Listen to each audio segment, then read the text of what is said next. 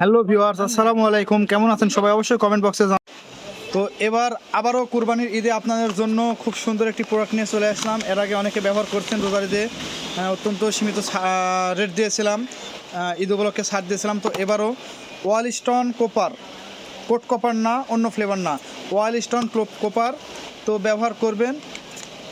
অত্যন্ত মানে যেটা না বললেই না, কীভাবে বলবো, যে খুবই ফ্রেগরেন্সটা খুবই অত্যন্ত ভালো। হ্যাঁ, ব্যবহার না করলে বুঝতে পারবেন না।